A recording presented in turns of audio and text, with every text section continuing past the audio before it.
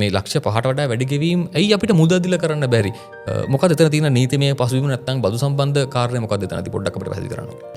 උදාහරණයක් කියන්නම් ගෙනිත මට ළඟදී හම්බුණා කෙනෙක් ඉඩමක් ගන්නවා. එයා ලක්ෂ 20ක් අතින් දෙනවා. ඉඩමේ වැලියු එක ලක්ෂ 50යි ලක්ෂ 20ක් අතින් දෙනවා. එතකොට ලක්ෂ 20ක් අතින් දෙන එක සමහර විට මේ තියෙන පනතේ ප්‍රතිපාදනත් එක්ක ප්‍රශ්නයක්. මොකද්ද ප්‍රශ්නේ? පනතේ කියනවා ඔයා ලක්ෂ 5කට වඩා payments බැංක් එකක් මාර්ගයෙන් නැතුව අතින් cash in hand කියලා අපි කියනවා. සල්ලි අතර දීලා කරනවා නම් ඔයා ඒ එක්ස්පෙන්ස් එකක් දරන වෙන වියදමක් දරනවා වෙන්න පුළුවන් නැත්නම් මොනවා හරි ඇසෙට් එකක් පර්චේස් කරනවා වෙන්න පුළුවන්. ඉඩමක් ගන්නවා වගේ. වෙහිකල් එකක් මොනවා හරි. ඔයාගේ ඒ වියදම ඔයා ව්‍යාපාරයක් කරනවා නම් ඒ වියදම ඔයාට වියදමක් විදියට බදු කටයුතු සඳහා අඩු කරන්න බෑ.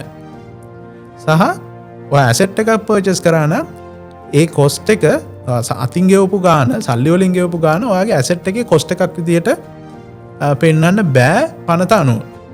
හරිද? ඒ කියන්නේ ඔයා දැන් අර ඉඩම ගත්ත කෙනාට මොකද වෙන්නේ? එයා ලක්ෂ 50 ඉඩම ලක්ෂ 20ක් අතින් දුන්නා. ඊටු 30 අපි කියමු බැංක් එකේ හරහා දුන්නා කියලා. ඒතර අර ලක්ෂ 20 එයාගේ ඉඩමේ කොස්ට් එකක් නෙමෙයි. එයා ලක්ෂ 50ට ඉඩම ගත්තත් එයාගේ ඇත්තම කොස්ට් එක කියලා බදු කටයුතු සඳහා ගන්නේ ලක්ෂ 30යි. එයා කවදා හරි ඉඩම විකුණනවා කියන ලක්ෂ 80කට. ලක්ෂ 80කට ඉඩම විකුණනවා.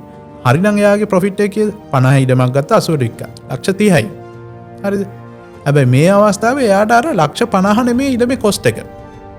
ලක්ෂ 30යි ඉඩමේ කොස්ට් එක. ඒතර ලක්ෂ 50ක් වෙනවා එයාගේ ලාභය. වැඩි ප්‍රමාණයක් කවදා හරි බදු ගෙවන්නේ. බිස්නස් එකක් කරනවා කියන්නකෝ. බිස්නස් එකක් කරද්දී ඔයා කන්සල්ටන්ට් කෙනෙක්ට ගෙවනවා. ටැක්ස් කන්සල්ටන්ට් කෙනෙක්ට හරි ලෝයර් කෙනෙක්ට හරි ඔයා ගෙවනවා. ලක්ෂ 5කට වැඩිය බැංක් එකක් කරා නෙමෙයි අතින් සල්ලි දෙනවා. ලක්ෂ 5කට වැඩිය. අන්න ඒක ඔයා සාමාන්‍යයෙන් ඔයා accounts හදනකොට ඒක legal charges කියලා වියදමක් විදිහට අඩු කරනවා. කරේ බිස්නස් එකේ වියදමක් කියන්නකෝ ඒක අඩු කරනවා.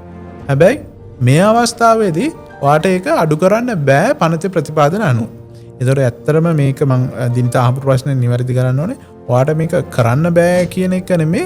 එහෙම කරොත් වෙන ප්‍රතිවිපාකේ තමයි පනතේ කියලා තියෙන්නේ. ඔයගොල්ලෝ මම තව එකක් ඇඩ් කරන්න මේ පනත් කෙටුම්පතක් අපි ගාව දැන් තියෙනවනේ ඉන්කම් ටැක්ස් ඇක්ට් එක ඇමෙන්ඩ් කරන්න. බිල් එක ඒකේ තවත් ඒක වැඩිදුර කියලා තියෙනවා. ඔයාට බැංක් එකක් කරා ට්‍රාන්ස්ෆර් කරනවා නම් බැංක් ඩිපොසිට් එකකට කරන ඩිරෙක්ට් ට්‍රාන්ස්ෆර් එකක් නම් ඔය කියන රෙස්ට්‍රික්ෂන් ඇප්ලයි වෙන්නේ නැහැ. ඒ කියන්නේ බැංක් කරාම යන්න. කෑෂ් හරහා යන්න එපා කියන එක තමයි තියෙන්නේ.